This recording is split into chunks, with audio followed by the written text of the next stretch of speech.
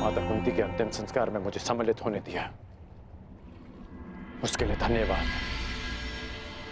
धन्यवाद कैसा कर्ण? मैं जानता हूं माता कुंती के साथ में तुम्हारा विशेष स्नेह था। और एक बात, तुम मेरे लिए मेरे भ्राता से कम नहीं हो मित्र। कल मेरे जीवन का सबसे बड़ा स्वप्न पूर्ण होने जा रहा है। कल मेरा युवराज अभिषेक है मित्र, और यही तो तुम्हारा भी स्वप्न था ना। कर्ण, मैं जानता हूं तुम्हें लगता होगा कि जिस मार्ग पर चलकर मैंने ये मुकुट प्राप्त किया है वो उचित नहीं है। परंतु यदि मैं आ जाऊंगा, तुम्हारे अभिषेक के लिए मैं प्रस्तुत रहूंगा।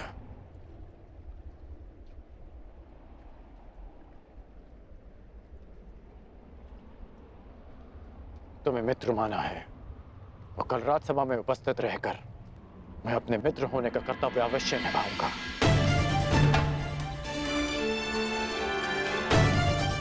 मैं जानता था मेरा ये मित्र मुझे कभी निराश नहीं करेगा।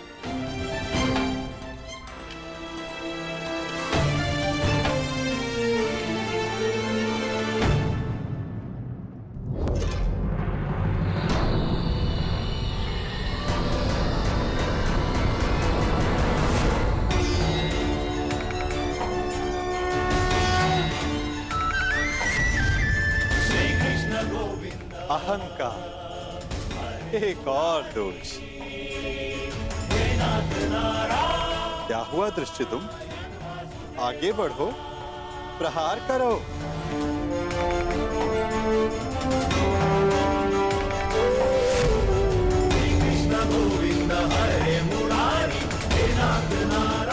क्रोध अंतिम दोष।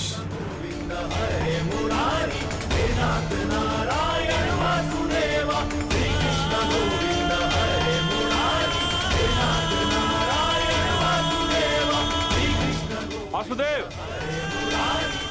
मैं आपका मंतव्य समझ गया। मेरा पुत्र अभी द्रोण से युद्ध करने के लिए तैयार नहीं है। अब ये माया समाप्त कीजिए वासुदेव।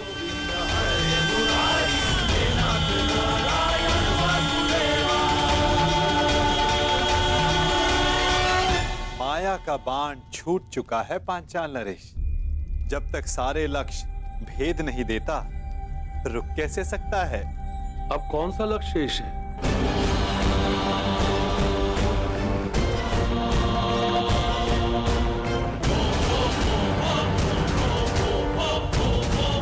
नहीं, रुको पुत्र।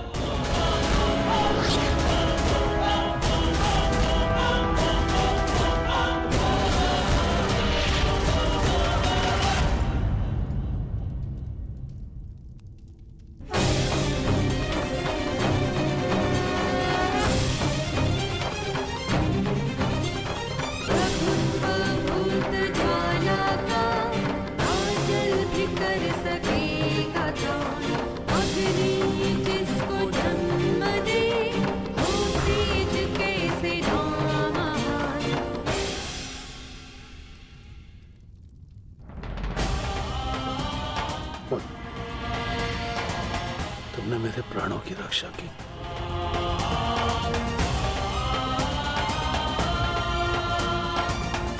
पश्चाताप, भूल का पश्चाताप पांचाल नरेश। प्रत्येक दोष का निवारण पश्चाताप है। आपकी पुत्री 5वीं पंचकन्या है। इस युग की इकलौती। पहली 4 त्रेता युग में आई। अहिल्या, मंदोदरी, सीता और तारा। और अब द्वापर युग को प्रतीक्षा थी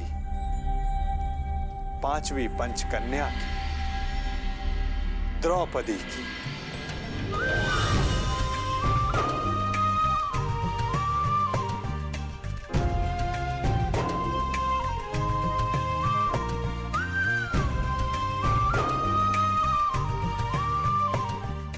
अब तुम्हारे प्रश्नों का उत्तर देने का समय आ गया है पांचाली।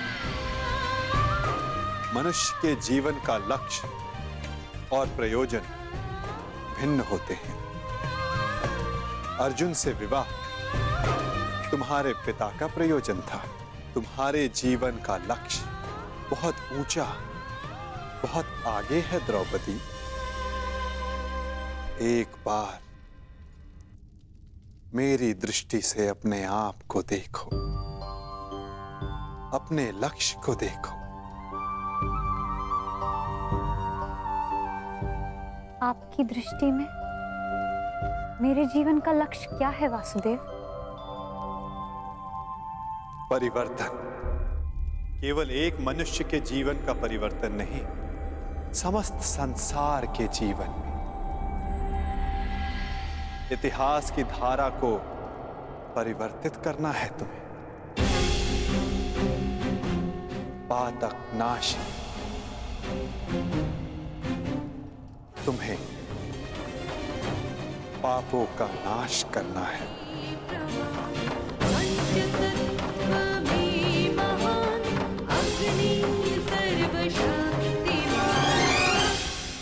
आपने मेरी आंखें खोल दी केशव। मैं सौभाग्यशाली हूं पुत्र कि मुझे द्रौपदी जैसी पुत्री प्राप्त हुई। वासुदेव, अब आप ही मेरा मार्गदर्शन कीजिए और मुझे बताइए मुझे आगे क्या करना है।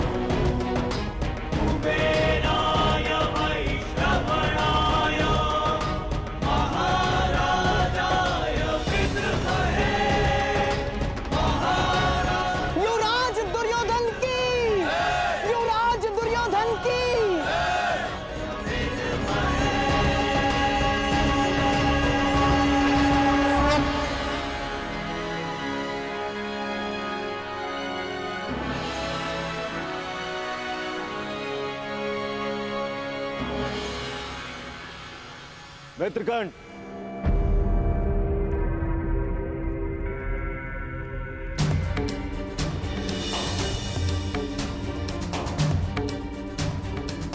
आज मैं बहुत प्रसन्न हूं मित्र, क्योंकि आज मेरा सबसे प्रिय मित्र मेरे अभिषेक में मेरे साथ उपस्थित था।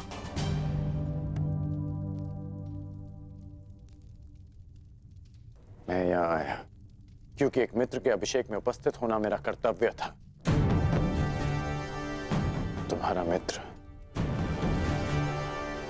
तुम्हें युवराज बने देखना चाहता था और उसकी अभिलाषा पूरी हुई, और हमारे साथ की अवधि भी। मैं सदा के लिए तुम्हारा साथ छोड़कर जा रहा हूं।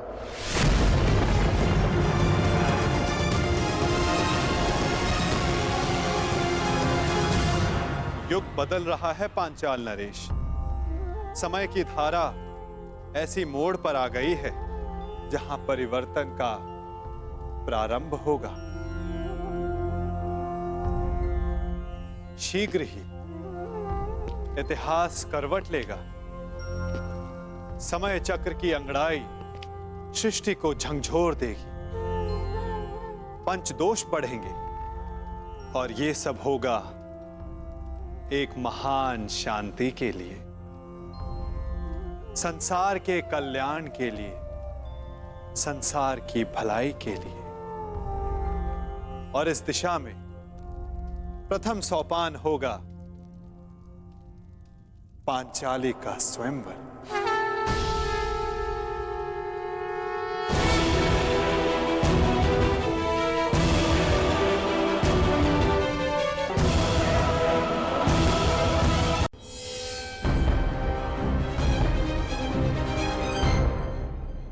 जीवन यात्रा का प्रारंभ हो चुका है। यात्री चलेगा तो कहीं ना कहीं अवश्य पहुंच जाएगा।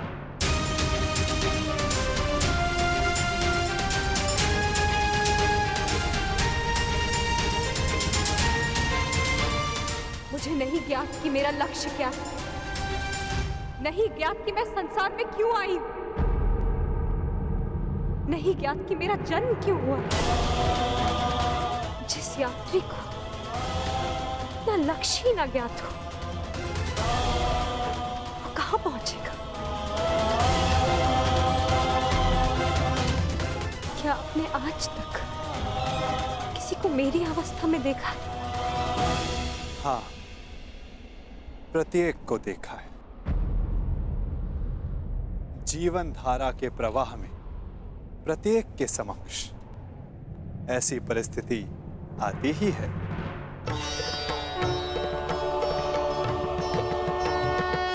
मैं तो ये भी नहीं जानती कि जो इस समय मुझसे बात कर रहा है वो कौन है। मनुष्य का परिचय उसके कर्म होते हैं या किसी नहीं। नाम तो उसके स्थान, उसके वंश, उसके रूप के अनुसार रख दिए जाते हैं।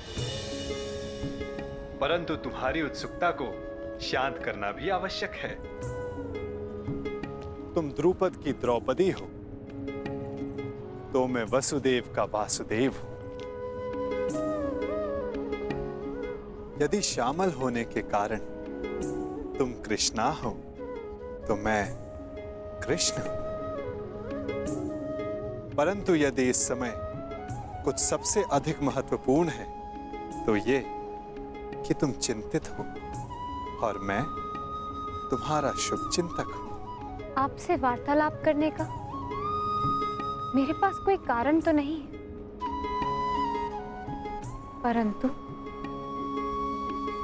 आपसे बात करके अच्छा लगता है। आपसे वार्तालाप करके मन को एक विचित्र शांति तो मिलती है, परंतु मन में आए प्रश्नों का उत्तर नहीं। और क्या प्रश्न है जिनका तुम्हें उत्तर चाहिए कृष्णा? एक ही तो प्रश्न है, मेरे जन्म का उद्देश्य क्या है, मेरे जीवन का लक्ष्य क्या है। प्रणाम द्वारकाधीश। महाराज द्रुपद और कुमार दृष्टद्युम्न आपके निवेदन पर अग्निकुंड के स्थल पर आपकी प्रतीक्षा कर रहे हैं। उन्हें कहो मैं आ रहा हूं। मेरे प्रश्न का उत्तर दिए बिना जा रहे हैं वासुदेव। इस समय किसी और की शंका का निवारण करना अधिक आवश्यक है पांचाली।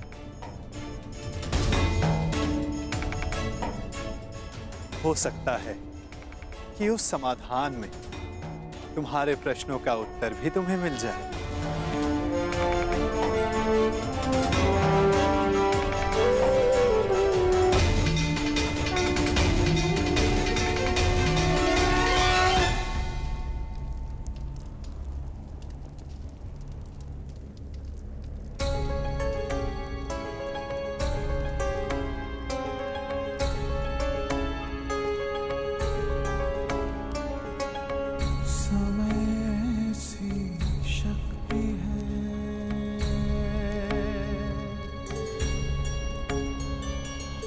सभी समय से हारे, राजा हो या रंग सभी बनते रहे। थे बेचारे। समय बड़ा महान है इस जग में, समय बड़ा महान, समय बड़ा महान है इस जग में, समय बड़ा महान।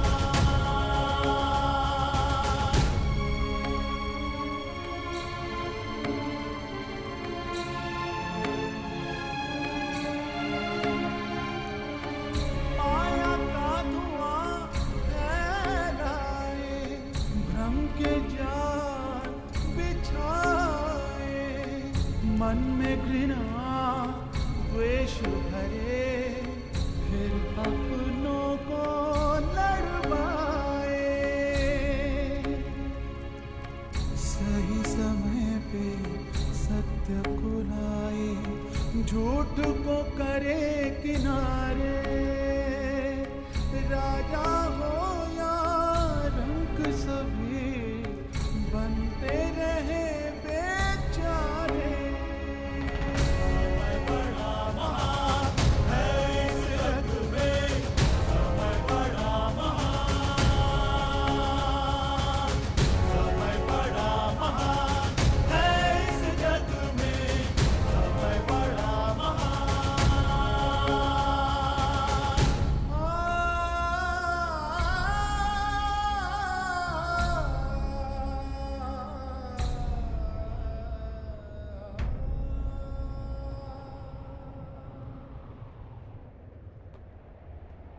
मैं अपने प्रतिशोध के लिए प्रयाण कर रहा हूं। ऐसे में आपने हमें यहां क्यों बुलवाया? एक परीक्षण के लिए, एक प्रयोग के लिए।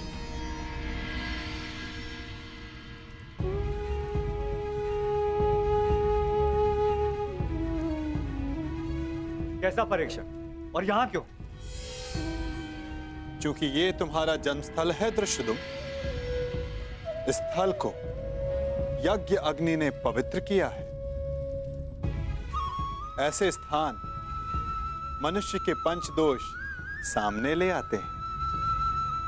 काम, क्रोध, मोह, लोभ, अहंकार। इन पंच दोषों की ऊर्जा ऐसे स्थान पर धूम्र में परिवर्तित हो जाती है, और ये धूम तुम्हारे दोषों का है द्रुपद कुमार। दोष जितना अधिक होगा, धूम्र उतना सघन होता जाएगा। मैं कुछ समझा नहीं वासुदेव। अपने पुत्र के लिए आपका मोह पांचाल नरेश, ये पहला दोष है। मुझे इस बात पर विश्वास नहीं।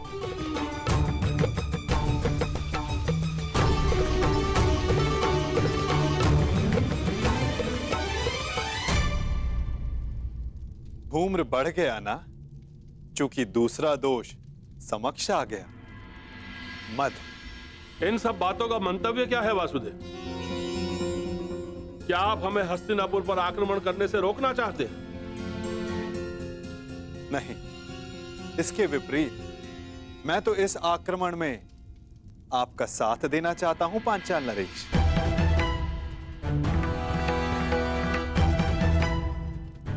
आप हमारा साथ दोगे? यदि आप हमारे साथ हैं, तो फिर पराजय का प्रश्न ही नहीं।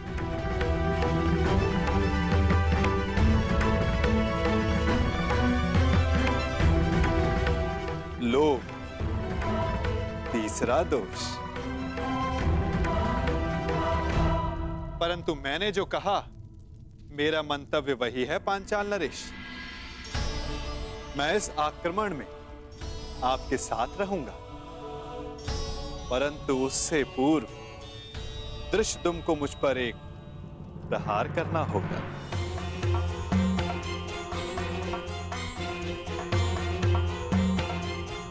क्या? हाँ, मात्र एक प्रहार। मुझे यह जांचना है कि इस युद्ध में जिसका सहभागी बनने जा रहा हूं, क्या वो मेरे साथ का पात्र है भी या नहीं?